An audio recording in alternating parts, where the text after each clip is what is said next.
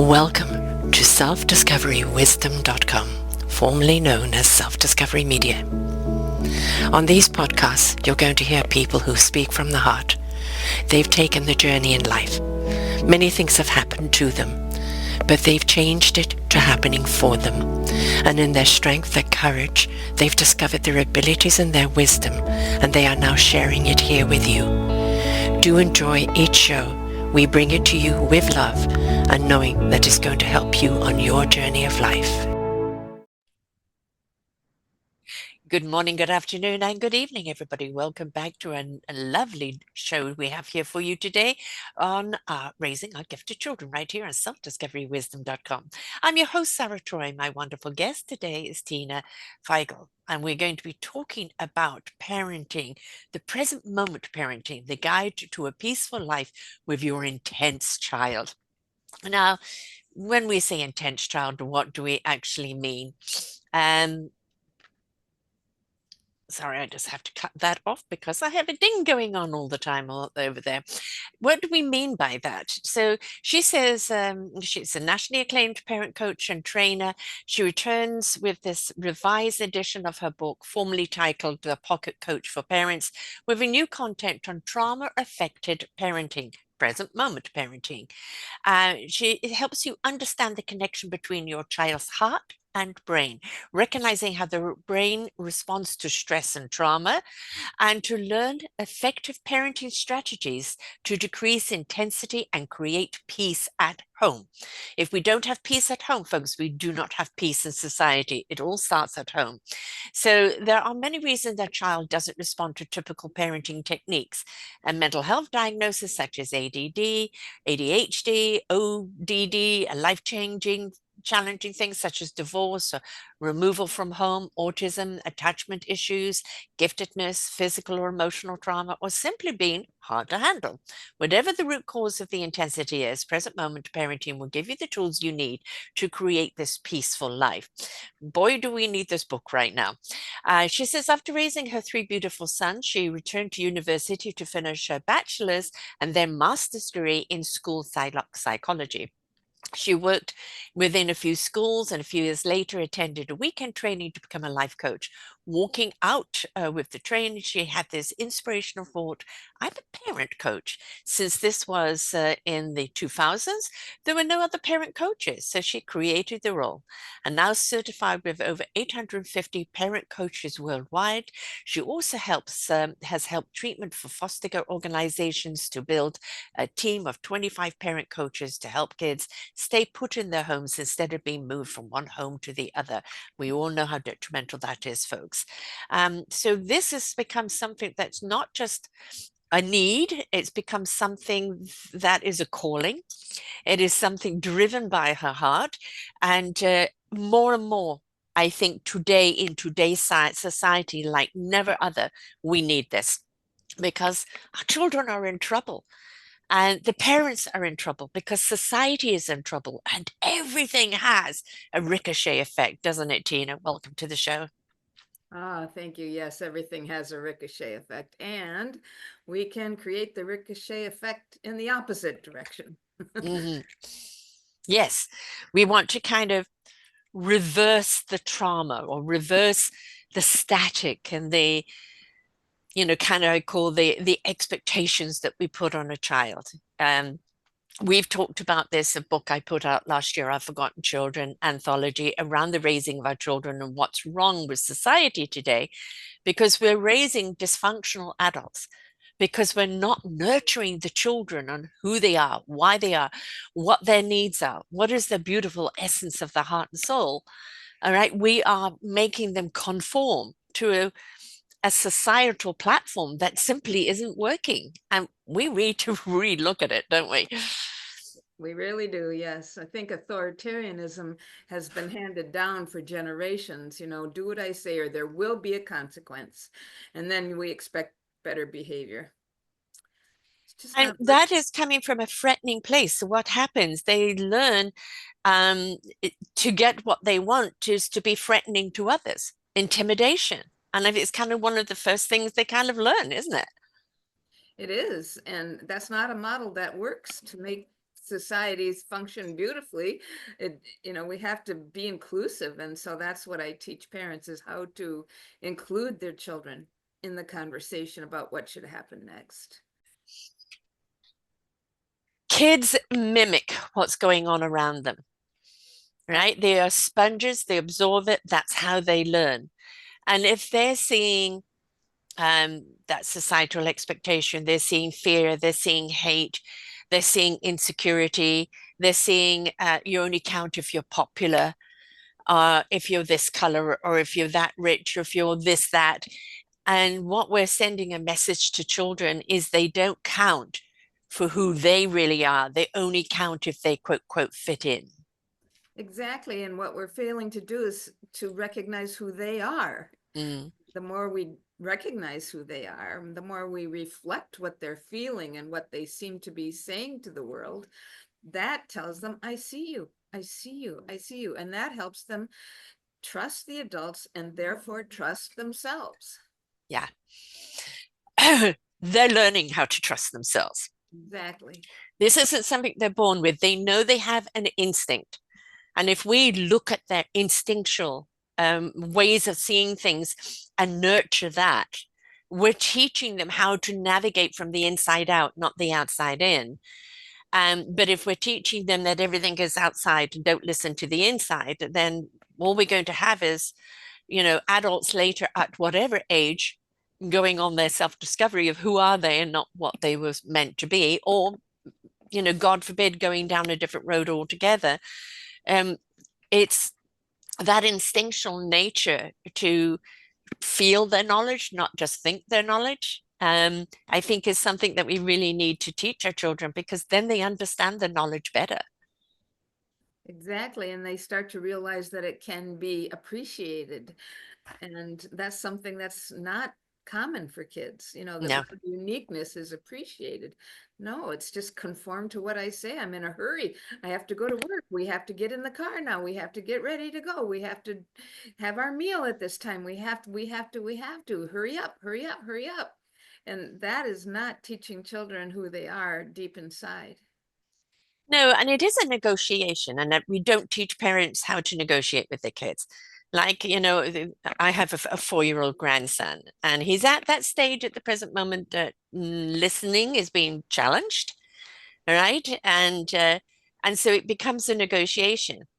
Okay, I need you to do this. If you do that, then we have time for that. But if you don't do that, then we don't have time for that. And they're pushing the buttons to see how far they go.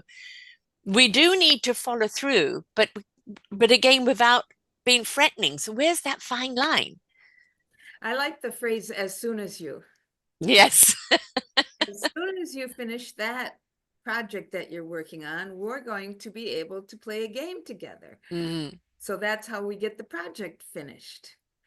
yeah. As soon as you get ready to go, we're going to play your favorite music in the car. Hmm. And it's more of an invitation than a Right. negotiation. It's even, it's like a promise and an inclusion with the child's interests.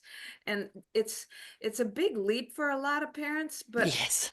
and I had one dad ask me, how are you going to get us to use these things? And I said, well, I'm not going to get you to, but you're going to try this a couple times and you're going to see how well it works. And you're going to get yourself to, because it works so much better than the other way. Yeah, it's not you bossing them because you want them to stop bossing the kids. So no, as you said, it's invitational. Give it a try. You never know. See for yourself. And so again, you can't help anybody that's not willing to help themselves, right? So, here are the tools, apply or don't apply. But if you do apply, you may see a difference. Exactly. This is called the parallel process. I give to the parents what I'm teaching them to give to the children. Hmm. So I listen, I reflect, I acknowledge their efforts. I point out successes that they didn't even realize they were having, often, very often. They don't even see their own successes or the successes of their children because they're working from a deficit model instead of a plus model. Mm. And so It's just so beautiful to be able to change the narrative about what it's like to be a parent. It takes time, it takes baby steps. I say after the first appointment, don't expect to do this 100%. Set your sights at 57%. I give them an odd number so that they're listening, which I tell them to do with the kids. Mhm. 47 minutes we're going to be, so that they actually hear you a little better. Yes, what my daughter does is it's a Google sets a timer.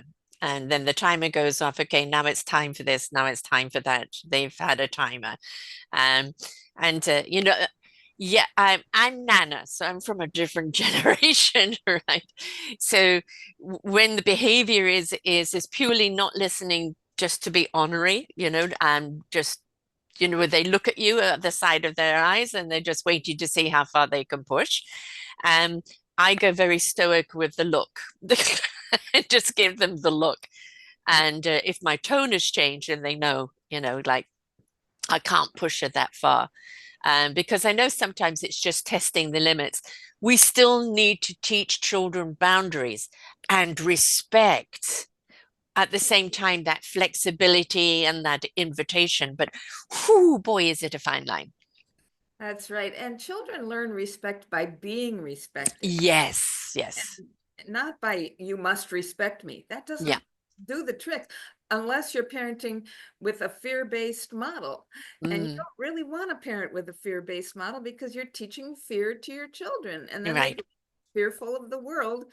And when children are afraid, they attack. Mm, And we wonder why is this child being so aggressive? Because they've been raised with a fear-based model. So we want to have a love-based model. And it is my sincere belief that parents want to love their children. They just hmm. often do not know how. So that's Yeah, there's so much of the duty. I've got to make sure they're fed and they're clothed and they get to school on time and this and that, etc. That they're so busy. I remember my daughter when she had her son, and she said, "Mum, how did you do it with three?" Mhm. And I thought for a moment and I said, I honestly don't remember. I remember little events or little happenings, but the day-to-day grind, I don't remember. I don't remember what I did in this situation, or I'll have to see if the memory bank can come back because you're so on automotive, right? Getting through the day, providing that you don't remember what we do. So it's hard to switch your consciousness to be aware of everything you do when you're on such automation. Yes, it is. It's a big job. I raised three kids and I'm a nana 2 to 5. And so you and I share this. It's like, and I don't remember the details about day-to-day life either. They got fed, they were washed, Exactly. they were loved. But what I really realize is that we fail to include the children in their day-to-day things. We Mhm, think that particularly the mother or the single father has to take care of everything and mhm. just provide, and not teaching the children how to load the dishwasher, Yeah. not teaching the children how to find what they need from the pantry, Mhm. teaching them how to cook eventually, not giving them that opportunity. So a few weeks ago, I took all the ingredients for chocolate cake over to spend time with my grandkids, and they put the parchment paper in the pans, they floured, they buttered, they floured, they mixed, they did all the things. And I said to the oldest, thank you so much for your help with the cake. And he said, thank you for teaching us. Yes. And look at how much the appreciation when they get to eat it. I made this. Exactly. So did that take extra time on my part? Yes. And the return on investment is tremendous. Exactly. Exactly. She does that with the 4-year-old. She has him do things. The 2-year-old has Down syndrome, so he's, different. He's working on a different level. So he's actually in that, let's throw everything and let's see what the reaction is when I throw it. Food, this, that, etc. And of course, hitting. And we don't know if it's meant to be a love hit because he's smiling and kind of caring. He doesn't realize that while he's scratching your face and hitting you, it hurts, you know. And we're trying to, kind of stop, no, hurt, softly and things like that. But he's still having a problem with that. And with a new baby coming, there's a bit of a concern, right? So, when you're dealing with children that have challenges, and I call them differently abled, not disabled, they're just differently molded. Um, there is no one size fits all. Or that child has this, that child has, so you've got to do that. It's much harder to navigate because you're dealing with people that are operating on a different level.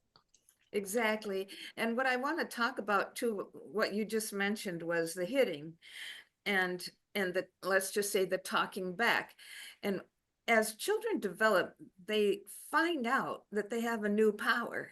Mm, yes. I have this new toy and I'm going to play with it until I find out how the world reacts to my playing with it. Mm-hmm. And so it's a running experiment all the time. And when they get to be teenagers, you see it again. Oh boy. Yes, I'm it's the gonna, terrible twos in a different format, isn't right, it? right. And it's it's actually natural, and we can Mm, come to appreciate that a teenager, for instance, is individuating from their parents. yeah, They have to become not mom and not dad in order to be themselves.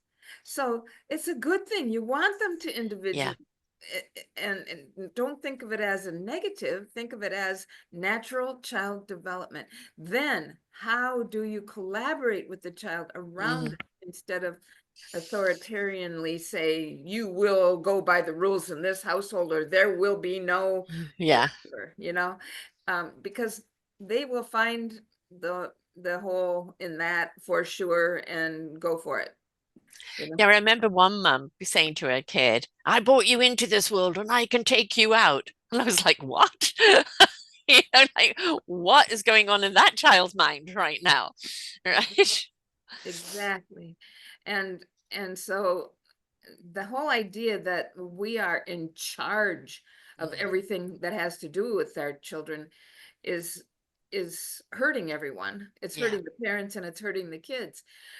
If the idea that we're collaborating with them or that we're appreciating the level of development they're at, changes the story. yeah. And when we change the story, we have a different way of looking at everything that happens. And then we've got all kinds of power we didn't realize we had. I've been doing this 13 years, and one of the common things that comes up in so many shows, no matter whether it's a business show or what kind of show it is the talking of the inner child. And that most adult problems are because the inner child was left behind. The inner child was not listened to, and nobody seemed to care about the inner child. The inner child's been trying to grab attention in all the wrong ways. Do you love me now? Do you see me now? And it goes on to adulthood, very often becomes narcissism or even psychopathic or anything else along the way. And this is all because of that inner child never felt seen or heard.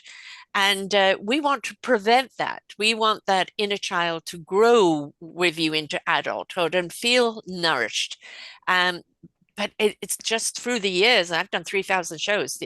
It's a common thing that goes through everything of that inner child not being heard.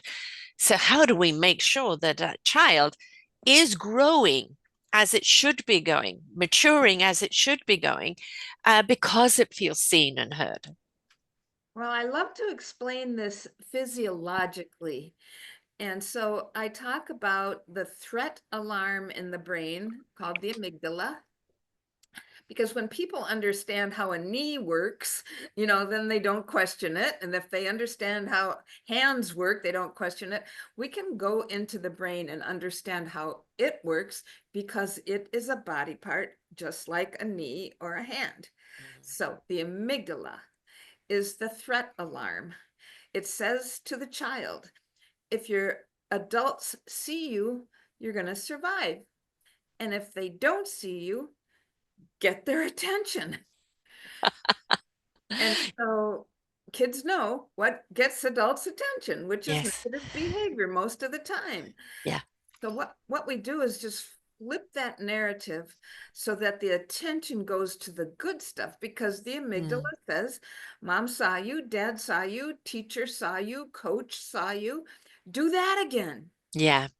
And you're going to survive. So do that again. Mm. It can happen on the positive and the negative, because it does not differentiate between the positive and negative. No, no. Any attention, the amygdala registers as you're going to survive, do that again. Hmm. Even So though it's detrimental to the child and they just don't register that because they haven't learned what that is yet. exactly. And they are operating from a physiological place that they don't have any idea Hmm. why. And we see their behavior as willful when it isn't. It's physiological. Hmm. Hmm. It's the body trying to survive, and brains are body parts. Yes, they certainly are. And they've operated like this since the beginning of time. It's all Exactly. about survival. So, what do you do to survive? And kids are very sponges, and they're going to absorb, whether it's good or bad. They're going to absorb it. Well, this works. They haven't developed yet, and this is kind of part of like what I understand with narcissism coming in. They haven't developed that consciousness of empathy, kindness, consideration, and compassion, because it's all about that survival, me, right? And we really do need to teach our children right from the word go to have compassion and caringness for other people. Otherwise, it stays me, and all that negative attention is sought after all the time. Exactly. Because if you do not get your needs fulfilled as a tiny child, a little baby or a toddler, if those adults are not tuned into your needs, you do become the center of the universe, because you have to survive, and that's how you do it. Yes.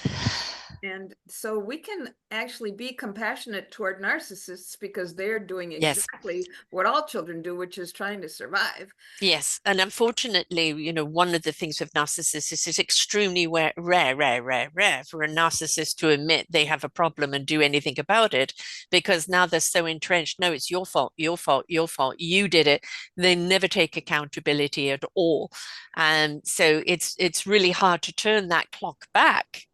And so we need to address it where the root cause is, rather than waiting for a problem that we may never ever be able to resolve later. Exactly, exactly. And that is called projection. It's your problem. You're the one who Yeah. did it wrong, because that narcissist cannot take in the guilt No. or the responsibility for the self. All it can do is see itself, Yes. himself or herself. And I have coached many parents whose exes are narcissists. And it has been quite the journey to learn how to help the present parent, the one who understands and loves the child, Hmm. how to nurture them without putting the other parent down, Yeah. simply reflecting how they feel, simply seeing them in a way that is highly effective. And it has been remarkable to watch the healing of these parents and children, because their connection becomes so strong. It's been Mm. phenomenal work to help them navigate this experience. And eventually the children grow up and they make a choice to spend Mm. the time with the one who shows the love, Yes. Yes. and and oftentimes the narcissists sort of lose interest in them as they get older too. So They do. And there's also a jealousy factor with a narcissist. They become jealous of the children. A narcissistic parent become jealous of the attention you give the children. Why aren't you giving it to them? And if they do, it's well, look at me, I'm giving it. But it's not kind of coming from the heart and soul. And it's not that they're soulless or heartless. It's just that the children getting the attention they always wanted. So now it's a competition of attention. right, and the core of that is actually not having your needs fulfilled, which changes the brain. Yes. So Yeah. it's actually a brain injury when you don't get Mm. your needs fulfilled. Yeah. And you're right. They don't see that there's any problem with them at all because they're blind to it. Yeah, Totally blind. They don't get help because they can't see that there's any need for help. It's the whole world that's wrong. right. Yeah. But then you have the other opposite end of the scale where somebody feels everything is their fault. It's my fault they don't love me. It's my fault that I'm not seen. It's my fault, my fault, my fault. And they become the victims and carry that victimhood through the rest of their lives. Exactly. And that too is a brain injury Hmm. because that usually indicates that the person grew up with some kind of traumatic childhood. Yeah, And that's a brain injury. And can we help? Yes. I've coached these parents as well to just say, you matter so much to hmm, this child. You have more power than anyone in the world because this child is dependent on you for survival. Let's learn how to draw that child close to you, help that child feel safe in your presence so you don't have to feel like you have to apologize all the time. Because exactly. you're going to see your successes. You're going to Yeah. see how this works, and that's almost miraculous the way, well, it is miraculous, the way connecting by seeing. And the phrase I like to use for seeing is when you, I feel, because on the good stuff. Mm, So when you just take your dishes to the sink and put them in the dishwasher, I feel on top of the world because it shows me how grown up you're getting. yeah. That goes directly into the child's heart. And the other thing that I like to teach parents is that Heart Math Institute did research on this, that the heart is actually talking to the brain. So when you put emotional input into that heart, it says to the brain, I'm a good kid. I can do Hmm. the right thing. My Rewiring. exactly. Yeah. My parents appreciate me. And the more we do that, strengthen it by repetition, which is what all learning is, right? Hmm. The more we can actually change the physiology of the child. And parents don't realize just how powerful they are with that. It's just so much But fun. you do have to change that of the parent in order for them to recognize what they need to do for their child. So Exactly. if you've got a family in trouble where all sorts of things the kid is doing, and of course the parents blaming the kid, it's a bad kid, and they don't realize reflection of how do you get them to understand that they need to go through their process of healing so that they can then see their child differently and nurture their child differently. Actually, I explained this process and I don't have to get them to. They go, oh, I think I need some healing on my childhood trauma. They come to it themselves. Hmm. Much more powerful than my, Yes. have you seen a therapist about this? Yeah. So they come to it themselves when they realize that it causes brain changes when you've had trauma. And Hmm. we don't want to continue that to the next generation. And when we talk about trauma, we're not talking about just, a physical abuse or sexual abuse, because there's plenty of that and that scars for life. But, the trauma can be, in the opening thing of, moving, a divorce, a change, a death in the family, or somebody loses a job, the stress going on. The trauma isn't just like full force 100%. It could be whatever degree, but it is interrupting the security of that child. Exactly. So there, and chronic illness for the child, Yes. chronic illness for the parent. There are all kinds of things that do disrupt that sense of safety. And I just love teaching people about this because when they see it from that kind of perspective, and it's not that it's your fault. I mean, if you felt you had to get divorced, you had to get divorced. Hmm. And you're Hmm. not guilty of a thing. So Right. my my whole theme here is that the parents are innocent because Hmm. they're just doing what they learned how to do. Exactly. And the children Exactly. are innocent because they're just responding to what their body's saying. So everybody's innocent here. Let's start from there. And then here are the tools to help the child feel his or her innocence and acceptance and being seen. And it's just so lovely when it can happen. Yeah. Yeah, I remember my mum saying to me, "You're raising your children the way you wanted to be raised." And now I look at my daughter raising her children the way she wanted to be raised. And with each generation, it's like, well, I could do that differently. I could do that differently. It doesn't mean we know it all. We also are working in the parameters of society and that expectation, education and everything else that society, for me now, I buck that, but I had to get there, right? And it's yes, there has to be a decorum and respect when you're out in public and when you're, learning to interact with people, even if you disagree with them or disagree with what they're saying or doing, there's still a way of presenting it. So there's that to learn. But I feel that like in my case, because you hit a nerve there, I was a sickly child. And so I was in bed a great deal. And so I kind of grew up feeling guilty that I was a sickly child, then guilty that I didn't complete my education, and then guilty this and that happened. So you don't even know you're carrying the guilt. You just know, and then what do? You become a people pleaser, trying Exactly. to do everything to please them because you're trying to make up for the guilt. And all this time, you don't even know it is guilt that you're carrying. Exactly. And a little child has this perspective. Something's wrong. It cannot be the responsibility of my parents that this is wrong. They're the giants in my world. Yes, yes. I'm dependent on them for my survival, so they're perfect. It must be me. Yeah, yeah, Children take on an enormous amount of undeserved guilt and they act it out. I'm yeah. the bad one. I'm the bad kid. Here's how a bad kid acts. I just keep doing it.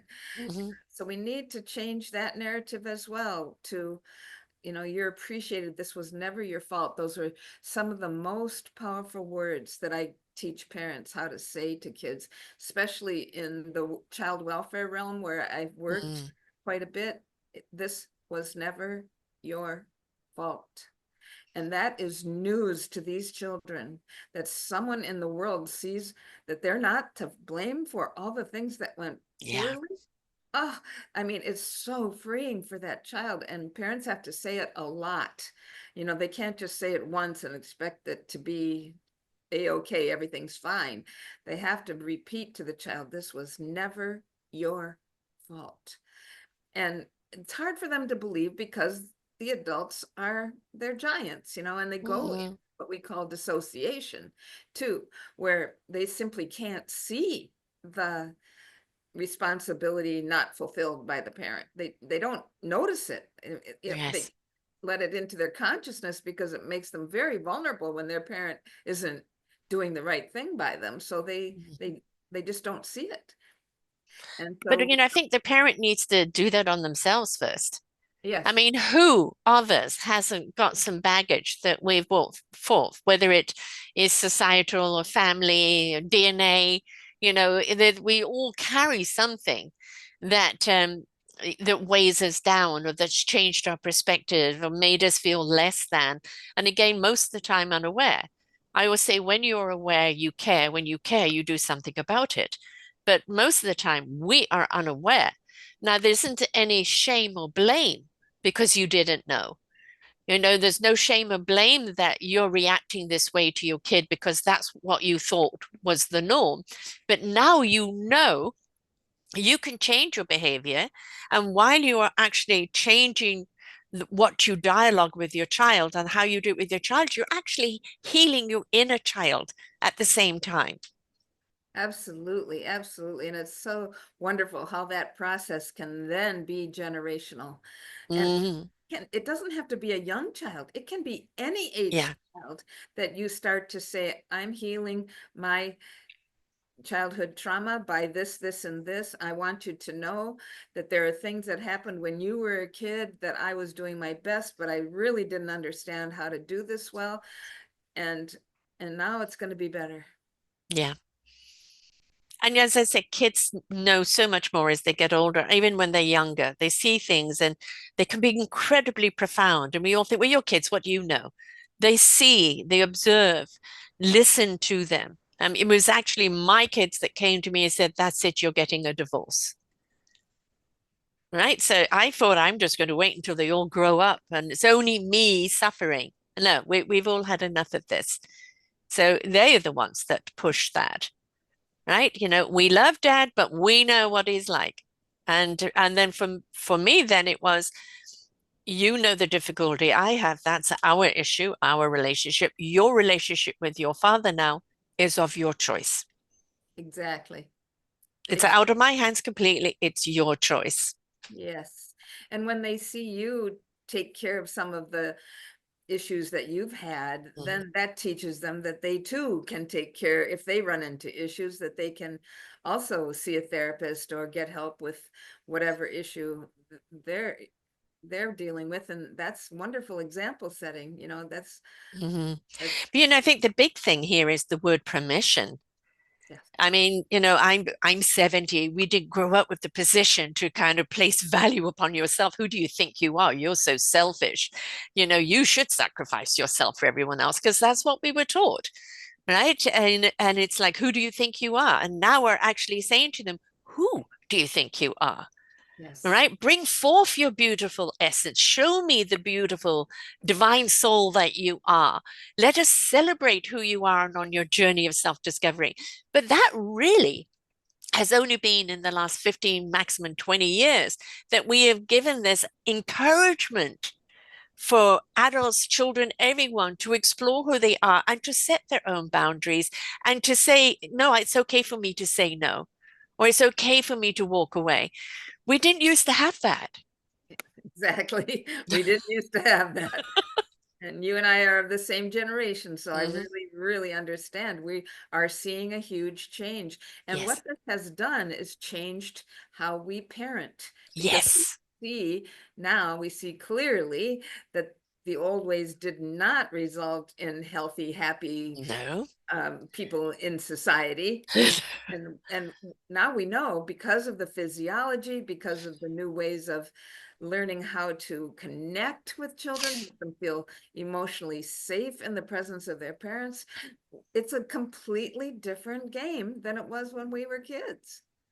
Did we ever talk about the heart or the soul or the spirit or anything back then? No, that was woo woo stuff. Everything was about intellect and academic, everything was the head. And, for me, this is an incredible database. It's, where they talk about artificial intelligence, I call it collective intelligence. Well, what's in our head is collective intelligence that we've acquired through our experience of life.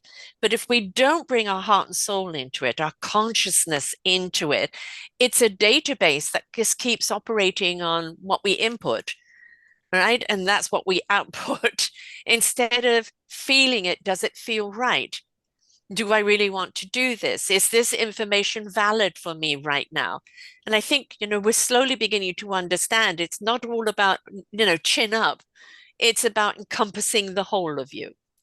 Exactly, exactly. And in fact, it's really interesting. The newest research on the heart is that it contains brain cells, Hmm. and Hmm. and it also speaks to the brain Yes. as a result of emotional input. So now we know that there's Hmm. so much power in making it better for the next generation. And it's actually really fun to be a pioneer in this area. Yes. Because, it's opening up a whole new world for people to include the entire person, you Well, know. look at it when you get, oh gosh, that made my hairs at the back of my neck stand up, or I've got goosebumps, or like my whole body is just frozen on that.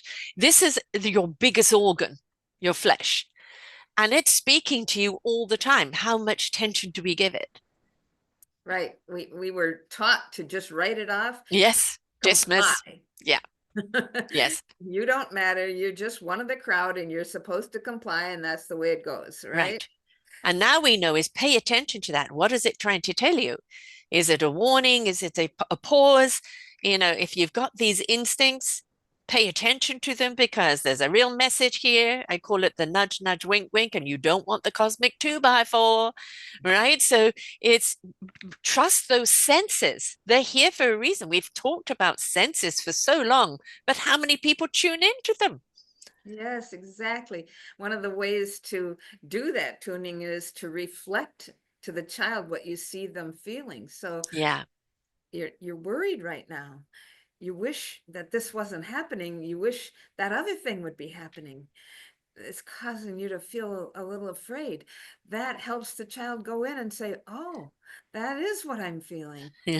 And also, Identification of feeling. Yeah. exactly. And it's giving words to the feelings so that we know that they're like a universal human experience, and I'm not the only one who is Yeah. in this situation. And that teaching just by the interaction, by helping the child feel seen and heard with reflective listening is is completely life-changing for those kids when they are given words and seen emotional safety. I'm going to survive. Mom sees me, dad sees me, Nana sees me, teacher sees me. It's huge, huge, revolutionary Yes. tool. Permission. Listen, I'm okay to be seen. I don't know if you ever remember the movie. This is really going back.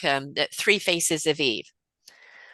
I never saw it. I know the title. Right. Well, so it is a young girl who I can't remember. I think it was her grandmother that died, and they made her go in and kiss her grandmother in the coffin, and it freaked her right out. And then later on, she came out with two other personalities, and of course, Sybil is the same thing, and Sybil 26 personalities.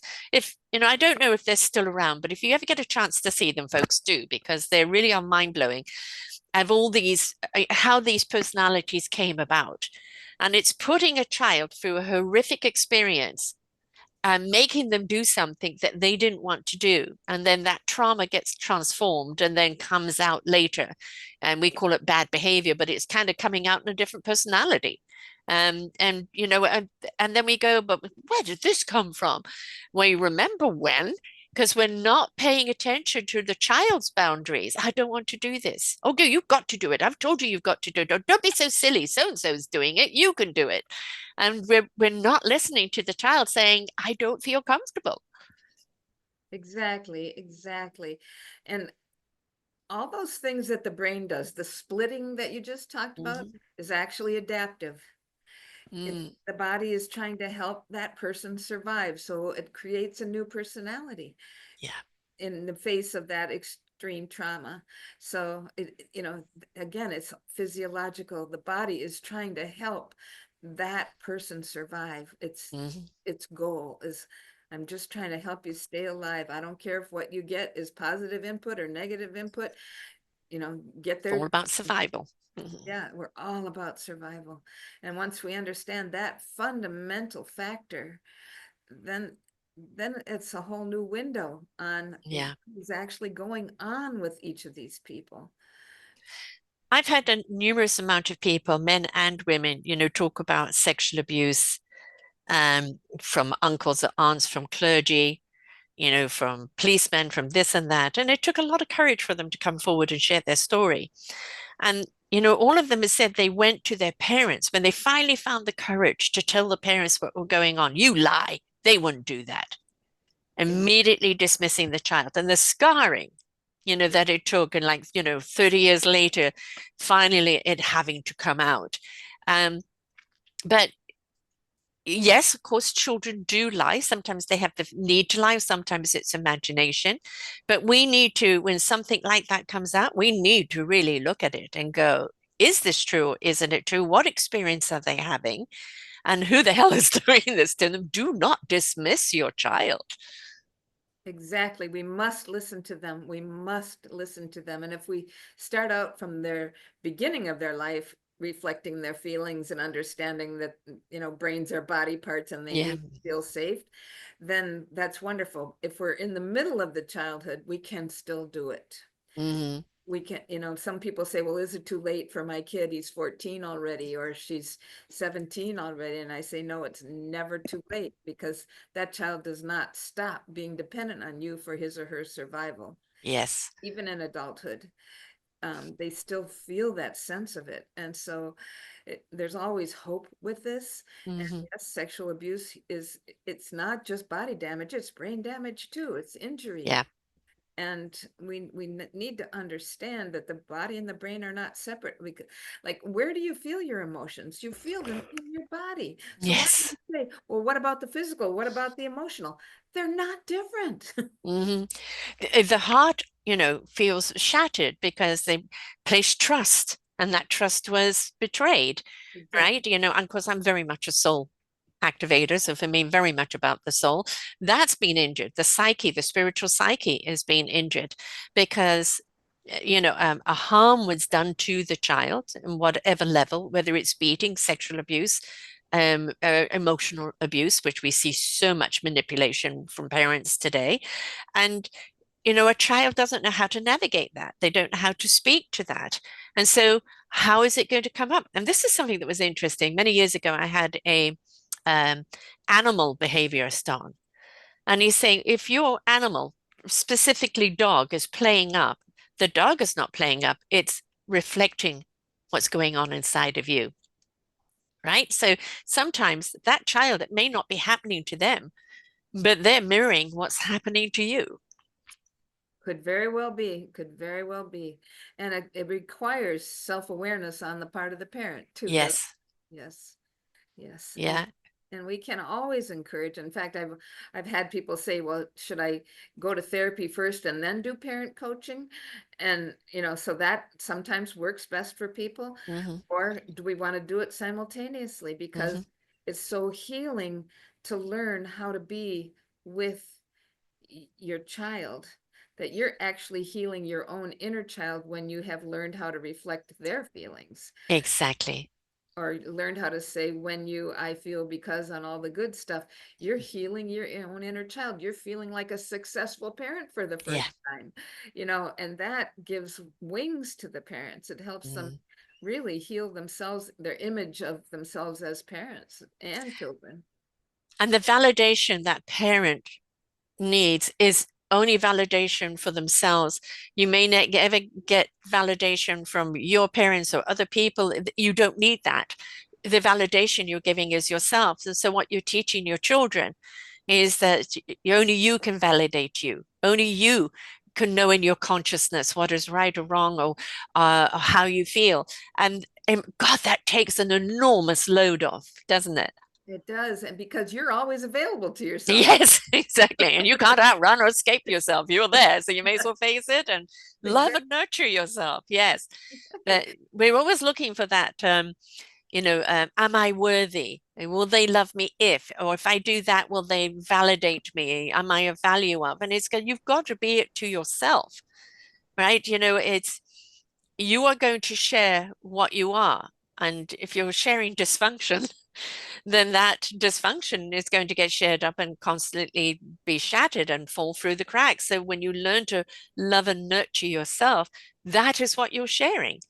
So if you're going to be a parent, or if you are a parent now, number one step, learn to love yourself. Discover your own innocence. That's Yes. the first step. Hmm. Remember that you were just a kid and you were doing the best you could to survive when something really awful happened to you as a child. And maybe it didn't seem awful to the world, but to you, you Yes. felt it as awful. We can't just define trauma as one of these categories. We Yes. have to ask the person what it was like for them. How did it disrupt them? Exactly. Yeah. Yeah. Because it's And there's no measurement of that. Well, mine is worse than yours. So I went through that. No, that's what you went through.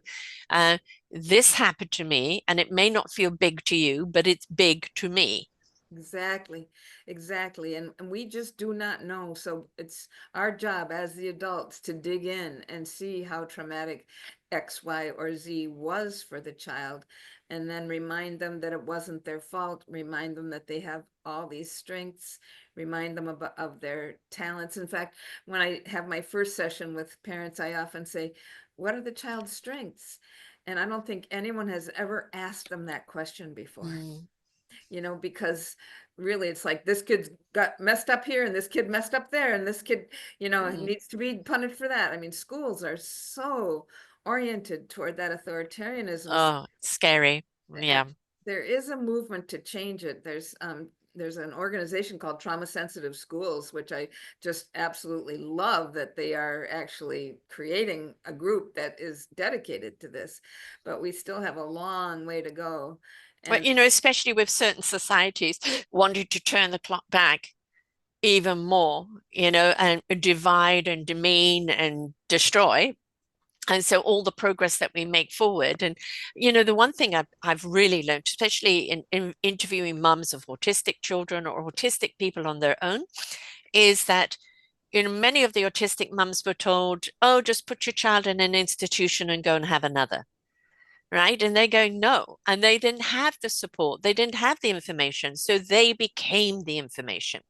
They started sharing it with other autistic parents. They started sharing what worked, what didn't work, how to navigate it. And they then became the authority, quote, on it. And that's the thing. Your child is your child. It's your heart, it's your soul, it's your spirit, it's theirs. And they just navigate knowledge differently. They react differently. And it's for us to step into their world and know how they receive information, not demand that they come into our world. yes, I say that in terms of if the child is struggling, change the environment. Mm, It's not your job to change the child because that's yes, brain wiring over which you don't have control and neither do right. they. So change the environment. If the child is highly sensitive to sound, change the environment. Highly sensitive to like fluorescent lighting, change the environment. Highly sensitive to noise, change the environment so the child can fulfill his or her potential. But you're not going to say, get used to that noise, kid, or Yeah, get used to these, horrible lights that feel like they're flashing, or get used to the movement of all the kids in the classroom right now so that you can get A's on your spelling test. No, no. that's not going to happen. They're children. And we see so many people in school today come out, quote, uneducated Yeah, because they're not being taught where they're at. right. And back as a reference for me, I only found out I had dyslexia when I was 21. Only found out that I have ADD in my 60s. So, and it was just like, it was just, no, you're just dumb. You're incapable of learning. So you're just dumb. And no, nobody is dumb unless somebody possesses to be intelligent and doesn't use that intelligence in a heartfelt way, then that's a different story. But all children have a gift. All children are gifted. Is their intelligence lies in that gift. And we need to understand what that gift is and nurture that because that's what they were here to do. That is the gift of what they are here to share with society. So stop trying to make them fit into this blog and that blog and this blog when this is where they're at. See the child for who he or she is Yeah. or they are, and just go with that instead of trying to say, here's your square, Yeah. round hole, square peg, get in there. No, Right. it's No. not going to work. And in the United States, our dropout rate is really high. Yes. Children go without their education for a variety of reasons, but one of them is they are not seen in the school. And of course, if they do not learn in the parameter that they're being taught, then they're dismissed. That's right. And, we've got to stop saying, well, you're defective because you can't learn in this way. Is that, again, everybody has a different sense that they use in order to learn. Right? They're seers or they're hearers or they're tactile or whatever it is like, let us identify their learning skill Exactly. and teach accordingly. Right. Strengths and weaknesses, instead of, A's, B's, and C's. Like, where's Yes. the strength? Where's your weakness? How can we strengthen your weakness? If we can't, how do we address the learning from the other perspective? And with ADHD, I used to work at a clinic. They tested all the kids for auditory processing. Hmm. Each of the kids with ADHD had an auditory processing deficit. How is school delivered? Yes. Yes. The teacher stands in front of the room and teaches with words. And Right. that child starts to wander away and starts acting out and throwing spitballs and nudging Mm. the people next to them and scraping their chair, and they're lost because they're not getting what's going on in They're the not engaged. well, and because the auditory processing of the storage, the Mm. retrieval and interpretation of the sounds of the teacher's voice are low. Yeah. So they're not Yes. having the same experience as someone whose auditory processing works just fine. They're having a completely different experience, and we have to understand this. That's why I say we need to change the environment, because their experience is different from ours, and we have to learn to imagine what that might be like so that we can address the issues. My son had a wonderful teacher, and this is the time I found out that he had ADD. And this teacher had a bathtub in his classroom. He had a loft in his classroom. And like he would dress up as Einstein to kind of teach them about science and this and that.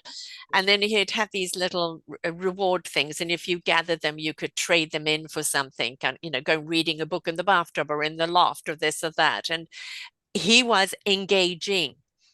And so my son, I said to him one time, I think my son has learning disabilities. No, he has selective disability. When he's engaged and full force, you're going to get genius. When he's not engaged, it's the twilight zone, forget it, right? And it's about how to keep him engaged. He's a very successful restaurateur and businessman today and highly respected in the community because he tapped into his expertise and his skill, right? He can think on a dime, and he's very gregarious and follows a passion and comes from the heart. So he found his navigational way. But it I think what it is with we only validate people if they have a degree and a master's degree or the this or the that and etc. I have met so many people with degrees that I do not consider very smart.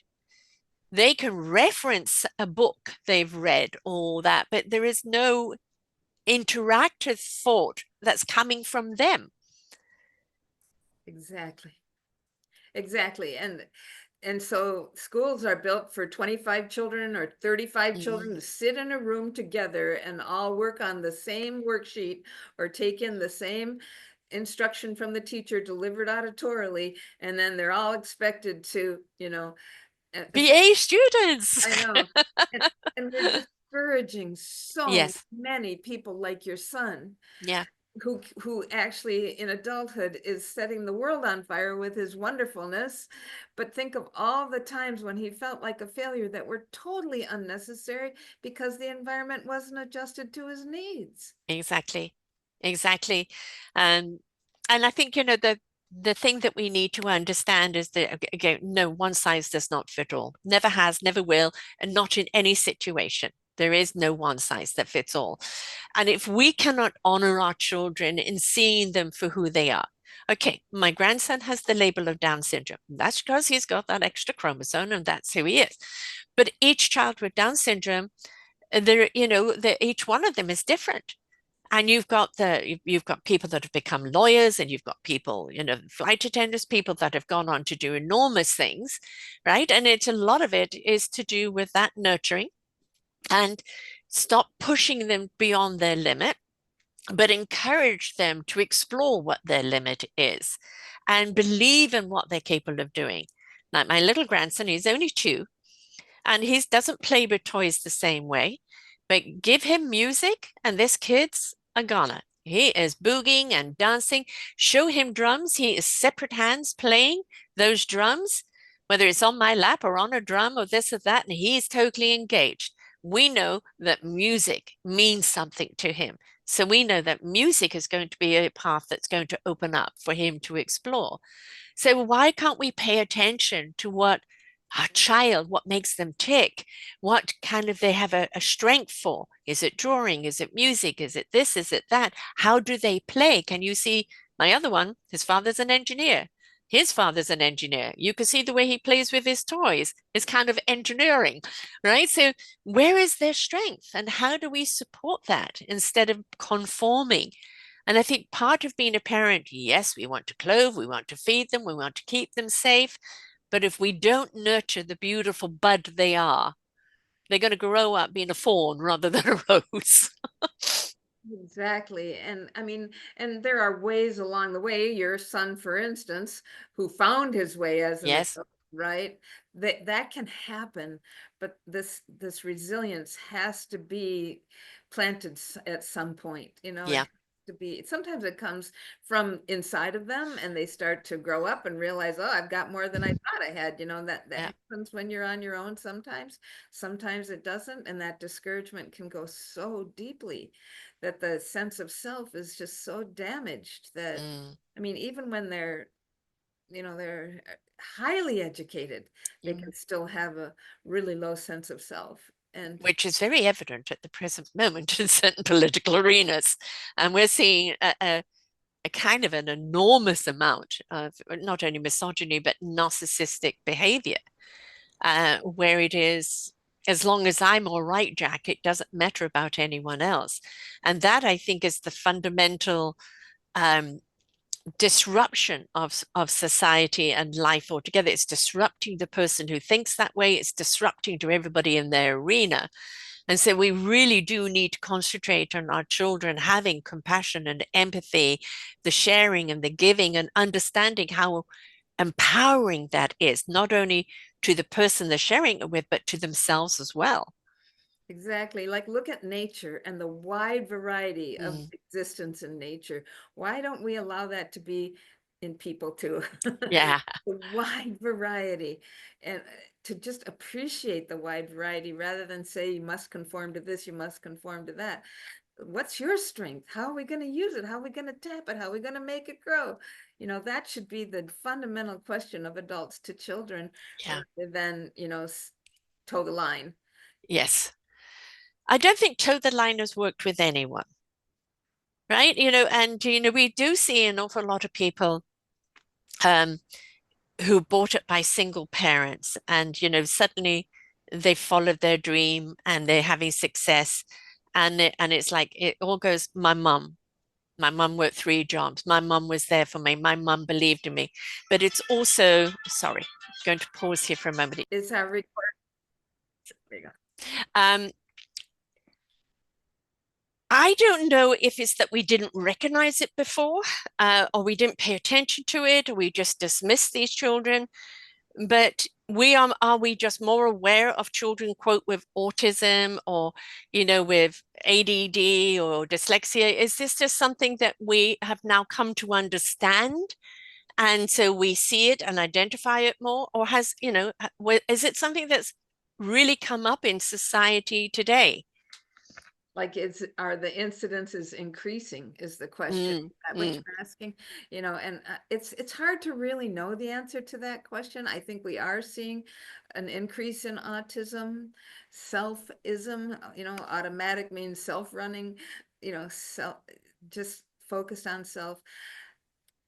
But what I want to say about that is that one person with autism, one person with autism, because the variety is so wide. yes, yes, As you yes. described earlier, people with Down syndrome, people with autism can Mm, do great things in the world, or they are loved for who they are, doing regular things in the world for them. yeah. Why can't we just have that perspective instead of, here's the Here's the bar, blanket thing you fit into that box. Yeah, yeah, and here's the bar you need to reach and jump over this bar at this age, at yeah. this age, at this age. Um, I follow a person on social media called Diary of a Mom, and she's talking about her 22-year-old who was able to overcome a challenge at age 22, who's had an autism her whole life, and a huge, beautiful victory for her comes up about every 3 weeks or something. She's still developing. Yes. Why can't we just say that? Celebrate that. Yeah. Exactly, exactly. There's one thing I've learned from people, especially those I've interviewed with autism, and that's something I think that we can take a tip from, is generally, and of course there's again totally different degrees of it, but generally very creative, right? Um, very selective of their arena and very selective of their friends and people that are around them. Why aren't we selective of the people that were around them? Why aren't we honing in what our creativity is? Because we're all given one, no matter who or what or why. Um, and, why are we also not being selective of our platform where we're at and say, look, this is where I'm at. This is what I do. These are the people I choose to have around me. And that is okay. Exactly. And if I'm the parent of a child with a different ability, I don't like disability because it's No, differently able to call them. that's right, exactly. So a different ability. Who am I in the life of that child? Yeah. Who am I in the support of that child? How does that enhance my life that I have this role of supporting this particular child? How does that make me a better, bigger human being? How do I tap the depth of my soul that I never knew I was going to need to tap to love this Mm, child? How have I grown? Those are the questions that I put forth to parents because they often do have to reach yeah. much deeper than other parents to develop skills, and they come out as much more whole people as well, so Much more kind of what I call heart and soulfully honest. exactly. Right? They're so true to who they really are. And it's like again, back with my little grandson. He only learned to walk a little while ago. Right. And then when he did, is there came the climbing, there came the everything. Um, he's gets into mischief left, right, and center right now. Like I got a huge burn on my arm the other day because as I'm taking something out of the oven, he decides to come rushing across the room and put his hand in the oven. Mm. So, the pan burns me as I'm trying to close the door and then also move him out of the way. And it's like, and he just thinks it's fun. So Well, found a new toy. I found a new toy. Let's see what else is in this oven. He goes into my washing machine. I mean, just like, he's found this freedom now that he can get around. And what trouble can I get into? Well, he doesn't look at trouble. He just looks at exploration. And Exact. every time he has, he does something. No, we can't compare with his brother, who's was a little Buddha. He was a chunky little boy, and he's a solid little boy now. Very, very smart. Louis smart in his own right. He's just wired a different way. And the beauty of children that I do find with down children is they cry when there's something to worry them or they're upset, and then it's over. They're back to living life and laughter. And it's like, oh my God, why can't we be like that? Why do we always have to be dramatic over something? I always say, spend your emotion, don't become emotional over your emotion. And that's something we're inclined to do. And I don't know, is that in our human nature, or is this again something that we've learned to do in order to milk the attention? I just think we have sort of a taboo on emotion in our society. And Yeah. why is that? Because it makes you look weak, Yeah. if Yes. you have all You're so these. emotional. Exactly. Exactly. Men particularly do not Mm, get permission to feel their feelings. So we have to raise boys to say, yes, you get to cry. Of yeah. course you feel this way. That made you so sad when that occurred. Hmm. That made you so frustrated, and or sad is just, uh, mad is just sad's bodyguard. Yeah, yes. you know? Yes, like my other, grandson, when he has something, he will cry a heartful, like mournful, like exaggerated cry, and he has to go through his process. And then it's over, right? But you have to let him go through the process. Where the other one, he cries, you start singing Wheels on the Bus, and he stops. So, so they are each their own identity and have to be treated accordingly. Yes, yes, and we can't deprive them of that. No, Do we raise stilted, afraid human beings, yes, who are very uh, controlling of the people around them because they don't want any emotion to rise up. right, Um, yes. because Trying to fit into what? yeah, What? yeah, We are an ocean, we are an energy, we are constantly in flow. We're energetic beings that, we're not a plug. We don't need to plug in to fit in. We need to be free to be. Exactly. And we need to regard ourselves as part of that very diverse nature. You know, Yes, we see it around us in trees and animals and landscape, and we forget that we are just as varied as everything we see out the window. Or right. when we're going for a walk in the woods, you know, we are just the same amount of variation. And We're why, just different matter. right, exactly. Yeah. Why are we not making all the trees try to be oaks, you know? Yes, exactly. Does the forest condemn another tree? Well, you're not an oak, so out you go. Does it Exactly. condemn it when a tree falls? No, new life comes from it. The entire matrix of the fiber optics of trees talk to each other, support each other in the forest. Hell, folks, what if we did that? What Exactly. if we supported each other from this empathetic fiber optic soul level on heart of ourselves and just look what we would be as a society would stand an awful lot taller.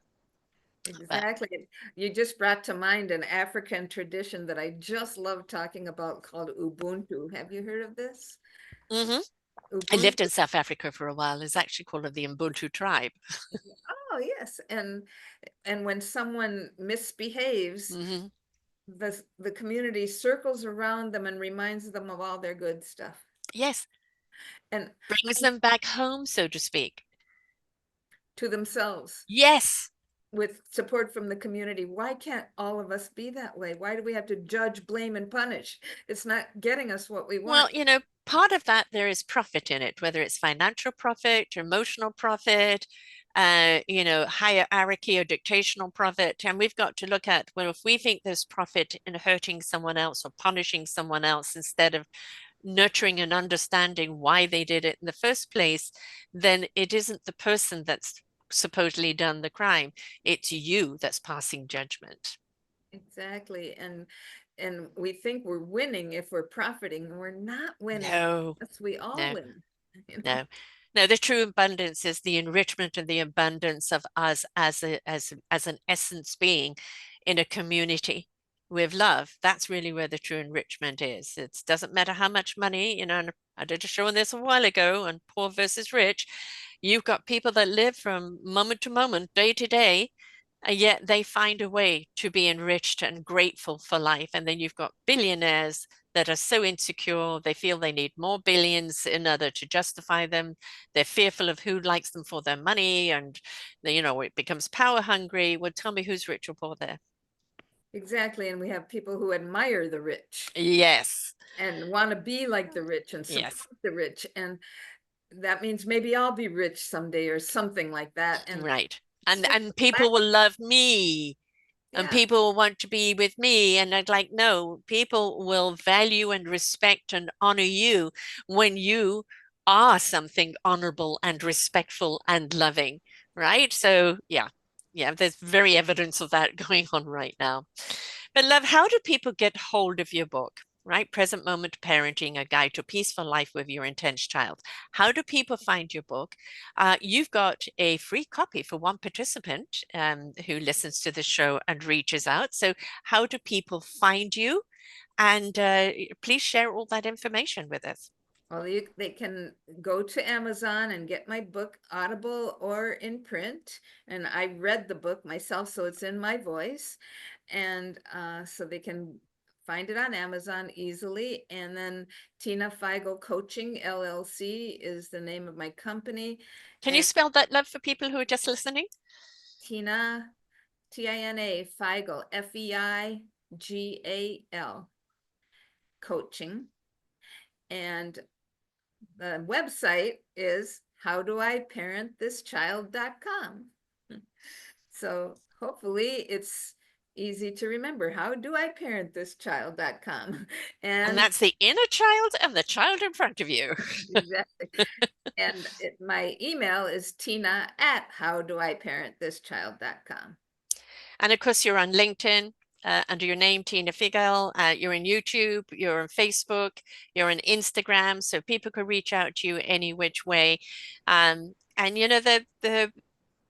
you followed your direction. right? You went to study coaching and realized it was obviously not just from the knowledge and the wisdom you had beforehand, but how to bring it together, and so desperately needed.